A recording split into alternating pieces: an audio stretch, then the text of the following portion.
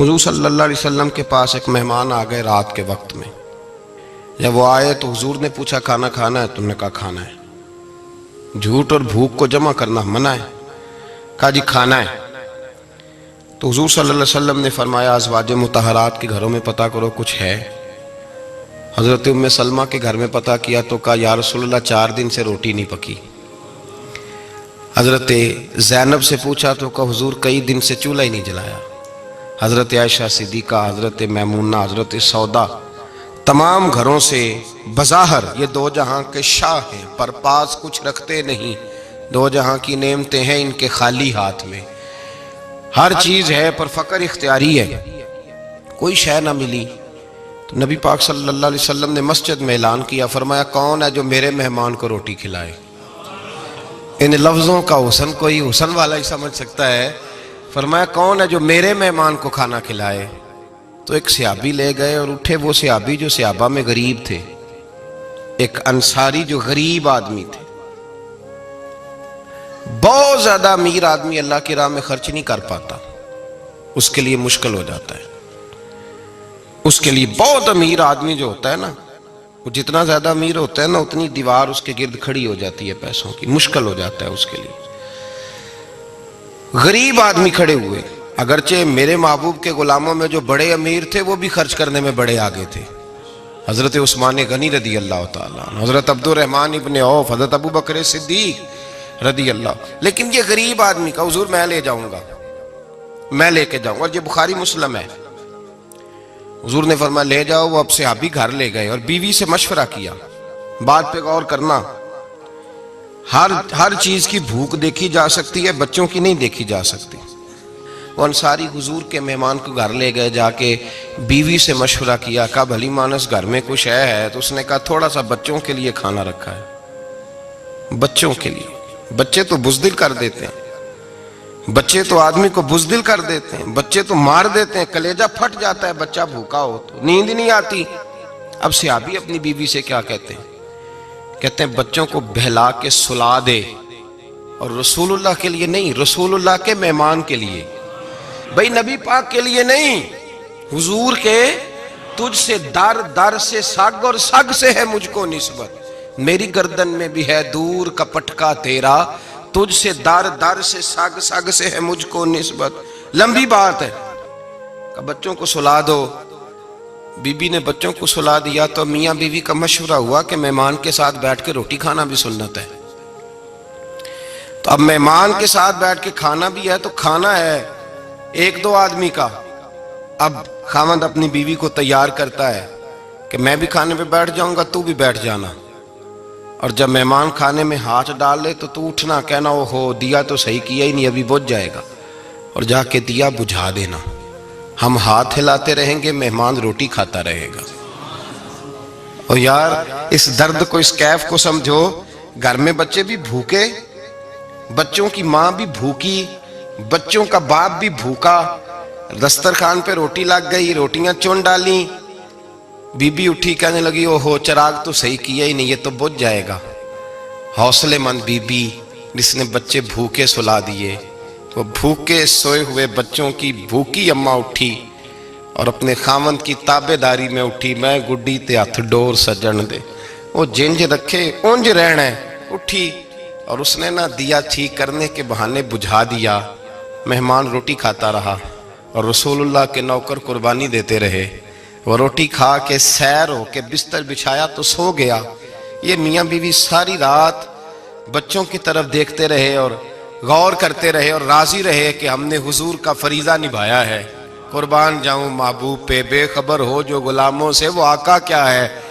وہ صحابہ وہ اگر قربانیاں دیتے تھے تو جو اعزاز ملتا تھا وہ بھی بڑا شان والا ہے. صحابی کہتے ہیں میں فجر کی نماز پڑھنے مسجد آیا، پہلا قدم رکھا تو میرے کریم بولے. حضور نے فرمایا رات جو تو نے اور تیری بیوی نے عمل کیا ہے خدا کو بھی بڑا پسند آیا ہے، محمد مصطفیٰ کو بھی بڑا پسند آیا. اور پھر ایک لفظ اور ہے حدیث میں، ایک روایت میں کچھ جملے اور بھی ہیں. حضور نے فرمایا جب تو اور تیری بیوی رات مہمان کے ساتھ ایثار کر رہے تھے نا تو عرش کا مالک تمہیں مسکرا مسکرا کے دیکھ رہا تھا. رب تمہیں دیکھ کے مسکرا رہا تھا، رب تمہیں دیکھ کے مسکرا، تر دامنی پہ شیخ ہماری نہ جائیے، ہم دامن نچوڑ دیں تو فرشتے وضو کریں۔ پر میں وہ مسکرا رہا تھا کہ میرے بندے میرے رسول کی رضا کے لیے کیا کر رہے ہیں۔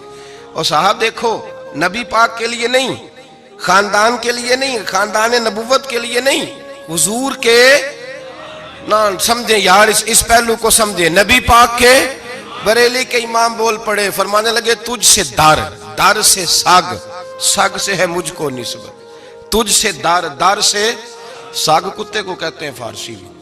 فرماتے محبوب تیرا دروازہ اور دروازے پہ کتا، اور کتے کے پاس میں بیٹھا ہوں، چلو کتے کے پاس تو بیٹھا ہوں نا، میری گردن میں بھی کوئی تو پٹکا آیا ہی ہے نا، تجھ سے در، در سے سگ، اور سگ سے ہے مجھ کو نسبت، چلو میری گردن میں بھی ہے دور کا پٹکا تیرا۔ قرآن مجید بول اٹھا، رب کریم نے فرمایا حبیب یہ تیرے غلام وہ ہیں کہ وَيُقْصِرُونَ عَلَىٰ أَنفُسِهِمْ وَلَوْ كَانَ بِهِمْ خَصَاصَةٌ، فرمایا ان کا حال یہ ہے کہ جس چیز کی شدید حاجت ہوتی ہے وہ بھی اپنے بھائیوں پہ قربان کر دیتے ہیں، وہ دے دیتے ہیں تیرے نام پہ۔ جب مکے والے مدینے آئے، انصار مدینہ، تو میرے مصطفیٰ کریم نے فرمایا نہ تمہاری نسلیں ایک ہیں نہ قبیلے ایک ہیں، لیکن تمہارا نبی ایک ہے، تمہارا رسول ایک، خدا ایک، کتاب ایک، تمہارا میری وجہ سے رشتہ ہے، چلو اپنے بھائیوں کے ساتھ احسار کرو، چلو احسار کرو۔ اگر کسی کے 2 مکان تھے تو اس نے ایک اس کو دے دیا جو مکے سے آیا تھا، 2 باغ تھے تو ایک دے دیا، کسی کے پاس ایک تھا تو آدھا بانٹ کے دے دیا، ہر چیز تقسیم کر دی۔ حالات بدل جاتے ہیں، حالات بدل جاتے ہیں۔ تلک الایام نداولها بین الناس، اللہ لوگوں کے درمیان دن بدل دیتا ہے، حالات بدل گئے، بڑا مال غنیمت آیا، بنو نزیر کا علاقہ فتح ہوا تو میرے رسول پاک صلی اللہ تعالی علیہ وسلم نے انصار مدینہ کو اکٹھا کیا، فرمایا بھئی مال اب بڑا آ گیا ہے۔ 2 باتیں، یہاں تو اس طرح کرتے ہیں کہ میں ان کو کہتا ہوں جو مکے سے آئے تھے کہ جتنی تمہاری جائیدادیں باغ انہوں نے لیے ہیں واپس کر دیتے ہیں تمہیں، اور جو مال آیا ہے وہ بھی تم میں سے آدھا آدھا دونوں کے درمیان بانٹ دیتے ہیں، یا جیسے تمہارا دل چاہے، تمہارے مال بھی واپس کرتے ہیں اور جو وہاں سے مال آیا وہ تمہارے بیچ بانٹ دیتے ہیں، یا اگر تم کہو تو یہ مال ان کو دے دیتے ہیں مہاجرین کو، اور تمہیں تمہارے مال واپس مل جاتے ہیں۔ حضور نے پوچھا انصار مدینہ سے، حضرت سعد بن معاذ، سعد بن عبادہ تڑپ کے کھڑے ہوئے، عرض کی محبوبہ میں تو ابو بکر کو جانتا ہی نہیں تھا، حضور مجھے کیا پتا عمر کون ہے، میں کیا جانوں عثمان غنی مولا علی کی عظمتوں کو، محبوبہ میں نے تو تجھے ان کی طرف مسکرا کے دیکھتے ہوئے دیکھا ہے، تیرا جلوہ دیکھا ہے، تجھ سے در در سے سگ سگ سے ہے مجھ کو نسبت۔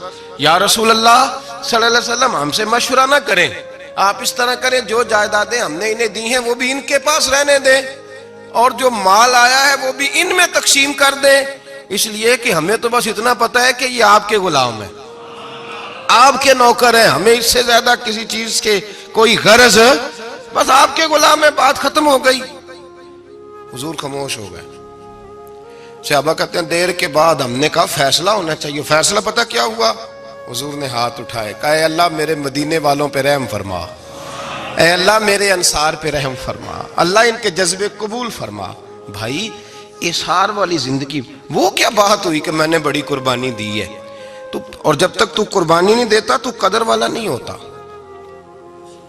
جو چیز قربانی سے حاصل ہوتی ہے اس کی قدر ہوتی ہے، جو چیز مفت میں آ جاتی ہے اس کی کوئی قدر نہیں ہوتی، کوئی قدر نہیں۔ میں اکثر سوچتا ہوں کہ حضرت خواجہ اجمیری کے خلیفے اجمیر میں بھی تو ہونے چاہیے تھے نا، لیکن ان کے خلیفے اجمیر میں نہیں ہوئے، دلی میں ہوئے۔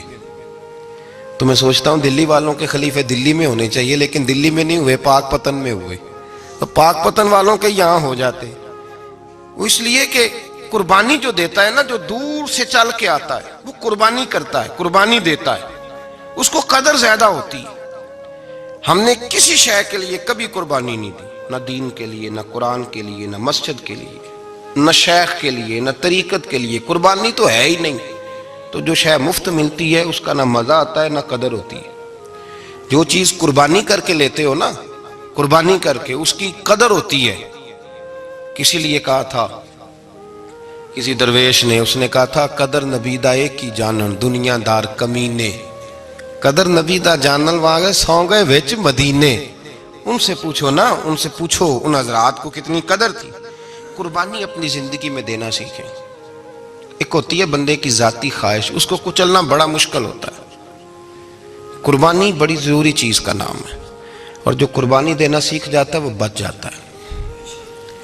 کتیا 6 بچے جنم دیتی ہے لیکن قربانی نہیں نہ دیتی بچوں کی، تو ریوڑ نہیں بنتے، اجڑ نہیں بنتے. بکری 2 بچے پیدا کرتی ہے اور سال کے بعد ہزاروں بچوں، لاکھوں بچوں کی قربانی دیتی ہے، پر پھر بھی جدھر جاؤ بکرے ہی بکرے نظر آتے ہیں. جو قربانی دینا سیکھ جاتا ہے نا، یزید نے کوئی قربانی نہیں دی، اس لیے کوئی شخص بھی کھڑا ہو کے نہیں کہتا، حالانکہ 14-15 بیٹے تھے یزید کے، کوئی بھی کھڑا ہو کے نہیں کہتا میں اس کی نسل میں سے ہوں. امام حسین نے ساری قربانی دے دی. ایک زین العابدین بچے تھے، پوری دنیا میں اللہ نے سید عطا فرمائے ہوئے ہیں. جو قربانی دینا سیکھ جاتا ہے وہ بچ جاتا ہے. ہم نا قربانی کیا، ہمارے پاس تو اضافی شے ہے وہی دینے کو تیار نہیں. جب آپ تیار ہی نہیں تو سودا ہی نہیں کر، آپ نکلے ہی نہیں میدان میں، تو حاصل کیسے ہو؟ حصول تو تب ہوگا نا جب آپ کوئی انویسٹمنٹ کریں گے. تو آپ انویسٹ ہی نہیں کر رہے تو بھائی آپ نے پودا ہی نہیں لگایا تو پھل کیسے ملے؟ قربانی نہیں دی تو وہ درجہ کیسے ملے؟ اس کے لیے تو قربانی ضروری ہے.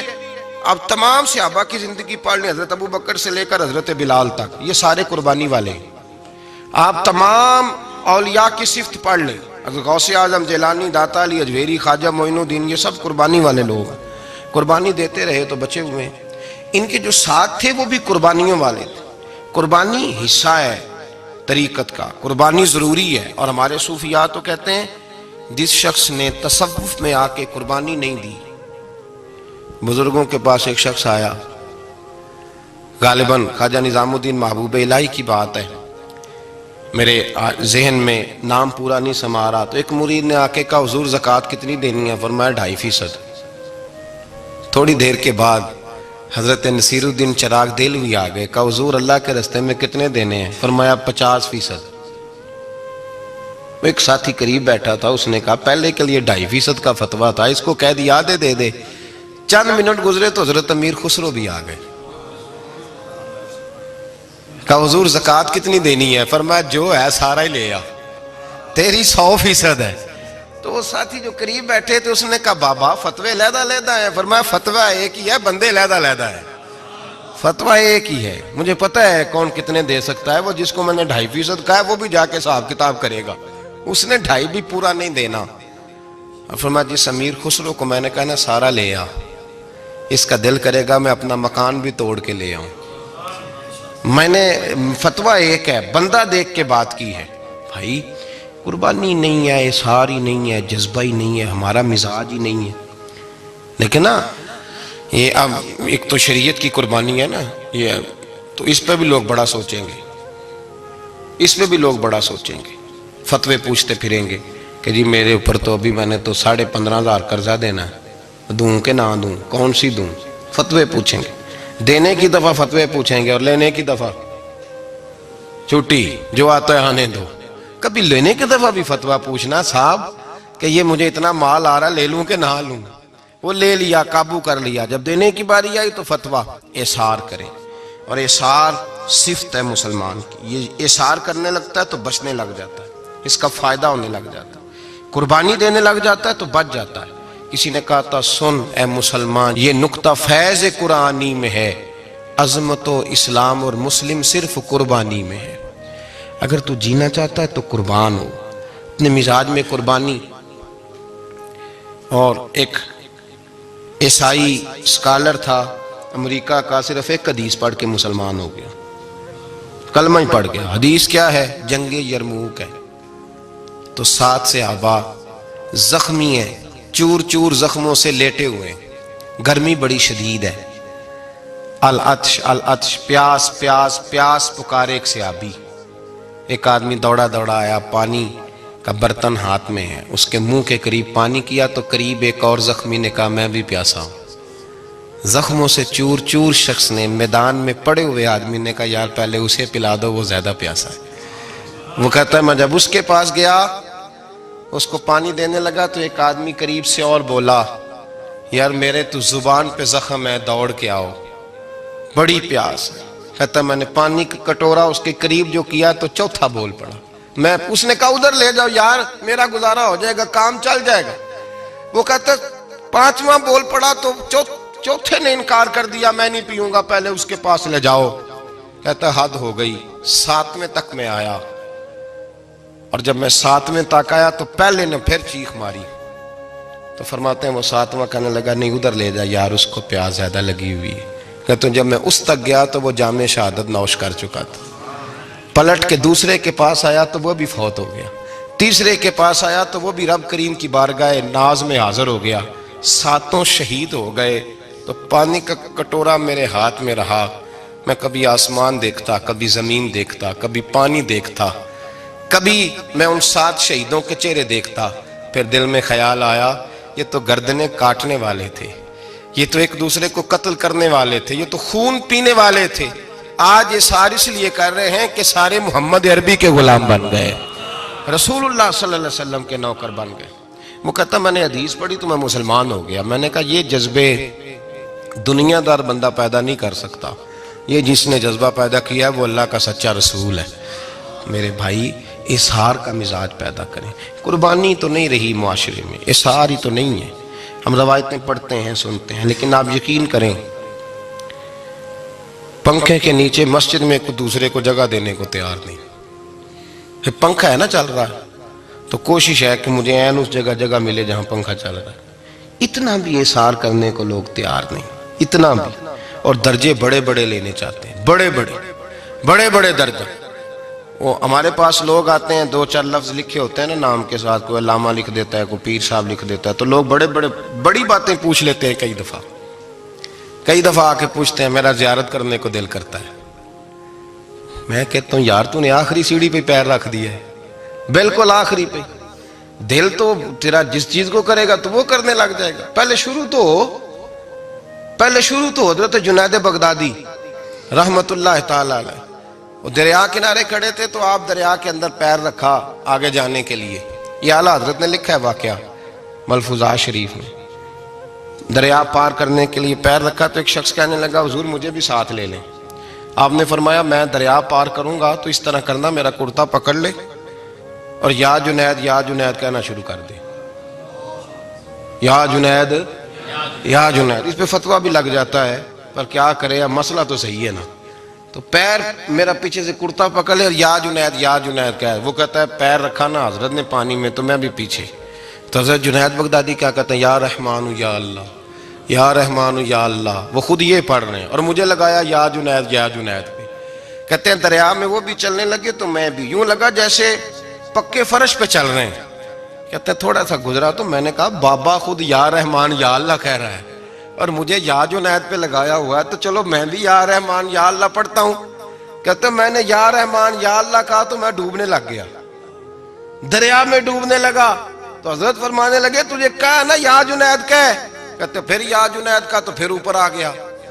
تھوڑا اور جا کے اب شیطان باز تو آتا نہیں، الذی یوسوس فی صدور الناس، یہ جاتا تو دل تک ہے نا، باز تو آتا نہیں۔ دن میں 36 دفعہ تو مشورہ دیتا ہے کہ سیدھی نماز پڑھو، یہ کس چکر میں لگ گئے، روز تو تقریر کرتا ہے۔ کہتا پھر دل میں وسوسہ آیا تو پھر میں نے جا کے کہا کہ یہ مجھے خود یا رحمان یا اللہ اور میں یا جنید۔ پھر میں نے کہا یا رحمان یا اللہ تو پھر ڈوبنے لگا۔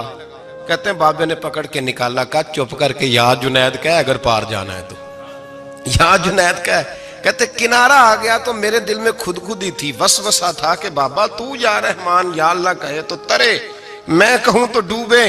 میرے دل میں وسوسہ تھا۔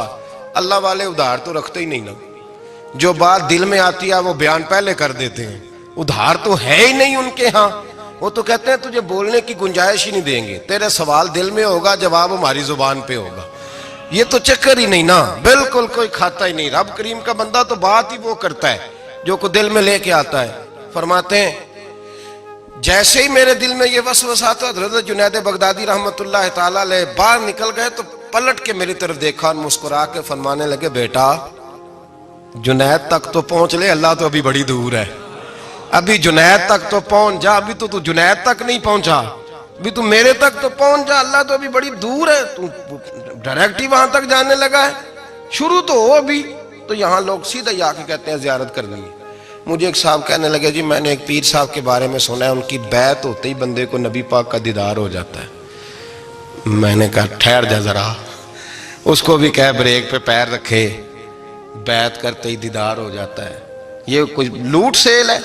زندگی گزر جاتی ہے انسان کی، مر جاتا ہے، اور جس کو حضور کا دیدار ہو پھر بچ جائے، پھر قائم رہے، پھر اس کی زندگی نہ بدلے، پھر اس کا دنیا سے کوئی تعلق رہ جائے۔ یہ پوچھ ابو بکر صدیق سے جنہیں دیدار ہوا تھا، جب دیدار ہوا تو یار رہا ہے، باقی کوئی شے بھی نہیں رہی، پھر محبوب رہے اور کچھ بھی نہیں بچتا۔ تو وہ کس طرح کا ہے جو دیدار بھی کراتا ہے اور پھر کہتا جاؤ دکان بھی کھول لو جا کے؟ یہ کیسی بات؟ وہ ایک منزل ہے، وہ اپنی جگہ پہ آ کے آتی ہے، اور یہی بہتر ہے کہ پردوں میں وہ پردہ پوش رہے۔ وہ اگر پردے اٹھا دے تو کسے ہوش رہے؟ پھر مشکل ہو جاتا ہے معاملہ، مشکل ہو جاتا ہے۔ تو بھائی یاد رکھیں، قربانی دینا سیکھیں، اثار کرنا سیکھیں، اور صفر سے شروع کریں۔ زندگی میں ہم لینے کے چکر میں پڑ جاتے ہیں تو نقصان اٹھاتے ہیں۔ عقل کے گھوڑے کم دوڑائیں، محبت کے ساتھ عمل زیادہ کریں، دماغ کا استعمال کم کریں اور عمل زیادہ کریں، زیادہ عمل کریں، ورنہ شیطان تو نماز بھی نہیں پڑھنے دے گا۔ وہ تو کہے گا کہ جناب چلو ٹھیک ہے اللہ نے معاف ہی کر دینا ہے نا، وہ تو کچھ بھی نہیں کرنے دے گا۔ دماغ کا استعمال کم کریں اور عمل زیادہ کریں، جد و جہد زیادہ کریں، اظہار کریں، قربانی کریں، اپنی زندگی میں کریں، کسی کے لیے کچھ اظہار کریں، کسی کو کچھ دیں۔ یہ جو ہم اولاد کے لیے قربانی دیتے ہیں نا، تو یہ قربانی نہیں ہوتی، یہ لالچ ہوتا ہے، یہ سودا ہے۔ پتہ ہے آپ کو یہ سودا ہے؟ ہم بچپن میں ان کی خدمت کریں گے، یہ بڑھاپے میں ہماری خدمت کریں گے، تو یہ تو تجارت ہے، یہ کوئی اصول نہیں۔ میرے بچے بڑے ہو گئے تو مجھے خیر صلی اللہ، یہ تجارت ہے بھائی، یہ تجارت ہے، یہ قربانی نہیں، تو تجارت ہے۔ یہ آپ جو کر رہے ہیں یہ تو کمیٹی ڈال رہے ہیں آپ، اور چونکہ نیت یہ ہوتی ہے خدمت کی، تو پھر نصیب والوں کو خدمت ملتی ہے، قسمت والوں کو ملتی ہے۔ ورنہ بچے کہتے ہیں ابا جی ٹھیک ہے آپ نے ہماری خدمت کی تو سارے کرتے ہیں، آپ نے کو نوکی تھوڑی کی ہے، چھٹی آپ وہاں بیٹھیں، چائے ملے گی وقت پہ پہنچے گی، لیکن آپ مداخلت نہ کریں کسی چیز کے اندر، تجارت نہ کریں، اظہار کریں، قربانی کریں۔ ہمارے صوفیاء یہ کہتے ہیں اولاد سے بھی توقع نہ کرو خدمت کی، نہ توقع کرو، بس یہ کہو کہ میرا رب مجھے بڑھاپے۔ دیکھیں نا نبی پاک صلی اللہ علیہ وسلم نے دعا مانگی، اے اللہ ارذل العمر ہونے سے بچا، عمر کے اس حصے سے بچا جس میں دوسروں پر انسان بوجھ بن جاتا ہے، دعا مانگ۔ تو یہ لالچ بھی نہ کبھی زندگی میں رکھیں کہ میری فلاں آدمی خدمت کرے گا، یہ لالچ بھی برا ہے، اس پر بھی توجہ نہ کریں۔ اپنی دنیا آپ پیدا کر اگر زندوں میں ہے، سر آدم ہے، ضمیر کن فکاں ہے زندگی، یاد رکھیں۔ ہوش آنے سے لے کر اپنا یہ ذہن بنا لیں کہ میں آج سے اپنے آپ کو خود چلاؤں گا، میں سایہ دوں گا، بھکاری مان کے کبھی کسی سے سہارا مانگوں گا نہیں، سہارا دیں، کسی کے لیے قربانی دیں، اظہار کریں، جد و جہد کریں۔ جو چیز آپ کے بس میں ہے وہ تو ہے، جو بس میں نہیں اس میں بھی کوشش کرنے کی آپ کوشش کریں، تگ و دو کریں۔ قربانی سے انسان سنور جاتا ہے، بن جاتا ہے۔ اللہ تبارک و تعالی ہمیں سنورنے اور بن جانے کی توفیق عطا فرمائے۔